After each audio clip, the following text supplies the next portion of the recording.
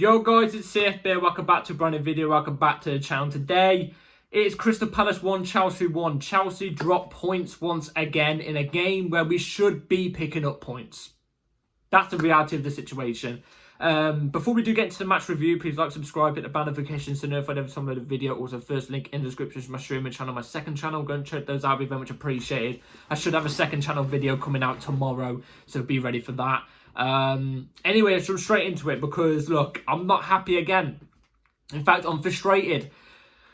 It's so annoying. It's so annoying because these are the games we should be winning. Why is it when we went through the tough run of games near the start of the season, we was doing really well. We was really impressive. We was picking up points, decent points. And then we went through an average patch where it was average games, you know what I mean? Good teams slash sometimes bad teams. I don't know, but we still come away with points. But then we're in the easiest run of fixtures out of the fixture list, and we're dropping points in games we should be winning. It's classic Chelsea for the past 2 years. No matter what player you bring in, no matter what manager you bring in, no matter what ownership you bring in, it's the same outcome. Mediocrity and dropping points to teams that we should be picking up the points against. We've gained 2 points we've gained 2 points out of possible 6 against 15th place Crystal Palace, a team Liverpool beat like 5-1 twice in 1 week, like a couple weeks ago. It's not good enough. It's not good enough in the slightest. I'll rant more about it after I've given you in-depth analysis about the game. Obviously, I'm going to give you the pros and cons about the game. So, anyway, let's start with the lineup. The lineup we went with was fine apart from one position, but it ended up being fine throughout the game. So, we went in goal with Robert Sanchez, I'm fine with. A back four, this is where I got the problem. Back four, Cucurella, fine. At left back. Was playing more of like a fullback today from what I saw. He wasn't inverting into midfield. He was playing more like a fullback. Gusto was the one inverting into midfield. He was playing at right back. We went with Colwill at left centre-back, and then we went at Acheampong right centre-back. That is what I was worried about. Chucking Acheampong straight in an unnatural position at right centre-back, I was really cracking myself about. But I'll say it right here, right now, it was no problem. Acheampong played a really good game. Obviously, I'm going to give more credit to him in the player ratings, but you know what I mean. Double pivot, Enzo Fernandez, Moises Caicedo, left wing, Sancho, right wing, Neto, ST Jackson, and number 10, Cole Palmer. I'm fine with that. Like I said, my only worry thing was Acheampong, but it was fine in the end. Anyway, first half starts really, really quite slowly. The first 15 minutes of the game was really quite slow from both teams. I expect it to be a back and forth game, I can't lie, for whoever gets the first goal to pretty much shut up shop. The other team comes out more and it's like more of a counter-attack type of game, like Ipswich did to us. I expected it to be that type of game, but it wasn't. It was actually very slow start from both teams. Neither team looked really threatening, really. We obviously got the first goal, which was in the first half. It came from Cole Palmer. Brilliant work. In fact, it was 2 players that were brilliant in this situation. And it's the best player of the whole entire game, in my opinion. It was Sancho and Cole Palmer. Sancho, dukes the ball, fakes the ball as the ball's coming towards him, pulls down the trousers of a Crystal Palace person. Obviously, he doesn't actually pull his trousers down, but, he fakes it. The ball goes past the Crystal Palace player. Sancho's still running. He's got 2 players in front of him. He then clips it in behind as Cole Palmer's making a run. Cole Palmer takes a touch inside the box as he receives the ball in the box and takes his time, slots it in the bottom right-hand corner. Brilliant goal. Well-worked goal. But that was the only good play, really, in our play today in the whole game. Do you know what I mean? The first half, we was better than Crystal Palace. We had more chances than Crystal Palace. We actually had a couple decent chances in the first half. We didn't play astronomically brilliant football like that one situation was. And I'm not expecting it to be like that, but I expected better football than what we did play in general. But the first half was better than the second half. We created good chances in the first half. But we didn't take them much. In fact, actually, in the whole game, we only had 1 shot on target. And that was the goal. So, in that sense, not good enough. And when you only have 1 shot on target and you only get 1 goal, despite how many shots you have at goal in general, if you've only got one on target, you know what I mean, you don't deserve to come away with a win. You don't deserve to come away with a win. Unless the other team's just as worse, you know what I'm trying to say. But I think they had more shots on target than us, you know what I'm trying to say. Anyway, I think the whole game in general wasn't particularly great. I didn't think it was particularly great. Second half starts. We came out... I don't know what's been happening recently with second halves, but we don't come out that great in the second half. We don't. We come out quite leggish, like we've lost all of our energy. I at the start of the season, I thought we used to come out brilliantly in the second half. We would come out like, you know, like we've been possessed or something, like a man possessed. You know what I'm trying to say? But like it's the opposite now. I remember in the start of the season we scored in 5 or 6 games consecutively in the first 2 or 3 minutes of the second half. You know what I mean? We'd be electric in the second half. It switched over the last few games. It switched. We come out in the second half really poor, and we can't find our rhythm that we found in the first half. It's been like this in consecutive amount of games, and you know, Crystal Palace, I gotta be honest, were the better team in the second half. I've gotta be honest, Crystal Palace weren't amazing. I didn't look at Crystal Palace today and go, oh my god, you know, they've really turned it on against us. No, I just think we were quite poor in the second half. We were poor in the second half. We let them get into the game. You know, and like I say, they get into the game. They do get into the game. They get a goal. So, from their striker. I always forget what his name is. You know, it was a goal that could have easily been prevented, but it's a cut across box, sweaty type goal if you're on FIFA. You know what I mean by sweaty goal. And it's a tap in. I know what his name is. It begins with an M, doesn't it? I don't know. But he was causing a bit of problems for us today physically. But, like, you know, especially in the second half, we was late to every ball. You know, the passes we put in behind, we wouldn't make the chances. We wouldn't create enough chances in the second half. In fact, there was two chances that really pissed me off in the second half that we should have scored from. One of them was Jackson's one, where Crystal Palace literally passed back to their own goalkeeper, but Jackson manages to get in behind, get the ball. He's one-on-one with the keeper pretty much, and he slots it wide. I'm sorry, as an ST, you've got to score that chance. You have to score that chance. He had one in the first half where he side-footed it and put it wide. I'll give him the let-off for that one because of the fact I think it was on his weak foot, so we had to side-foot it at a weird angle. I'll give him the benefit of the doubt on that one. But the second half one where the mistake came from the Crystal Palace player, and he was one-on-one with the keeper. You should be burying that. I'm sorry. No, you got to be burying that. I love Jackson as much as the next person, but you've got to bury that chance. And then there was one outside the box it wasn't outside the box, it was just inside the box from Pedro Neto, but it was smashed at the player instead of the far left-hand corner. If he shot the far left-hand corner, we might have got it in. But this is the problem. We're not taking... We're in my opinion, today we panicked. We usually tend to do quite well at Selhurst Park. We do, against Crystal Palace. We do. But today, didn't see it. I wouldn't even really say the game plan was wrong. I just think we just dropped off. But here's the negative. Again.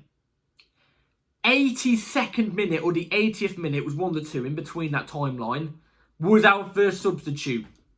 Our next sub after that, 88th minute. What is the problem here? Late substitutions again. Enzo Maresca, I adore you. I like you. I back you. I don't think all this is on you at the moment. Bad run of form. I just think it's bad run of form. But the one thing I will give you... Sorry, I've got a cold throat. The one thing I will give you is start making substitutes earlier. Because teams are making subs in the 60th, the 59th, 60th odd minute, 70th minute. 30 minutes before we even make our first sub usually comes in the 80th minute. By the time teams have already equalised or they're getting into the run of form, guess what? By then, the players that have come off the bench are settled into the game and they've got energy. They've added energy. And it's not just one player, it's 2 or 3 that they usually have on the pitch before we even make a sub. You know what I'm trying to say? Our players are getting legged. You know what I mean? You could tell on the pitch today, especially Sancho being one of them, who I thought had a brilliant game, by the way. He was legged after 60 minutes. Yet he was surviving on survivor's instinct for bloody 20. Not good enough. Half of our players around the 60th, 70th minute of today were running like they had teaspoons on their feet. You know what I'm trying to say? Teaspoon feet. You know what I mean? Not good enough. And actually, this kind of brings me to my point, actually, about Maresca. Maresca said after the game, the last game, he told all of us in a press conference, the reason why we're dropping points is because we're tired. So why are you leaving on the pitch for 80 minutes? It's not good enough. It's not good enough. I want to see subs given time earlier. Bring Motgu on around the 60th minute if Jackson's not doing it. Bring Madueke on the 60th minute if Jackson's not doing it. Then maybe make a sub about 10-15 minutes after. Just start doing them earlier. They can make an impact. Look, you may not... Some of the players on the bench, admittedly, you look at and you might think they can't make an impact. You know what I mean? But, like, the Lavia and Reece James, one I can understand because they've only just come back from an injury. But when they're fully fit, obviously we've got the options of Reece James, Gusto, Lavia, Enzo Orcasiero, one of the two. Do you know what I mean? Like, we've got the options, but, like... Oh my, and I can understand they're not coming on for this game, but give other players a chance. Give other players a chance. George Acheampong got given a chance today, and like I even said before the game started, I was worried about that. As a centre-back, I was worried, especially against their striker, with Eze and stuff, yeah? I was worried, but guess what? He got given a chance, and he was brilliant today. No fault for anything. Couple misplaced passes, but it's just normal. Tyreek George could have been on the bench. Who knows? He could have made an impact today. You never know. You don't know unless you try it. So, I just need something more from Maresca. I need something more. You know what I mean? Anyway, let's quickly whiz through player ratings. I don't like doing player ratings when we've lost. I really don't. That's why I avoided it in the last video, because I just didn't like it. This feels like a loss. This feels like a loss. These are 15th. 5 points or maybe 4 or 3 off the drop now. Robert Sanchez in goal. Made 2 decent saves. Well, made a good save and then kept claiming the ball for crosses quite well. His distribution was meh, if that. So I'd give him a 6. I'll give him a 5.5. I do think he could have done better for the goal personally, but maybe that's a bit harsh. Left back Cucurella. Cucurella as a fullback. We know Cucurella's still good as a fullback. He's good, but that's it, good. When he's inverting from a left back into midfield, like we were seeing at the start of the season and, you know, towards the end of our good run of form, when he's inverting into midfield, he's astronomically vital to the way we're playing our football. He's playing as a fullback today. It's not good enough. I think we are much better and we win more games. Proofs in the pudding when Cucurella's inverting into midfield. He is. We didn't have that today. We had Gusto doing it, and I don't think he's anywhere near as good as Cucurella doing it. That job. So I would say Cucurella was a 5.5. Colwill, I like I say, I sit and watch the games with my granddad, yeah?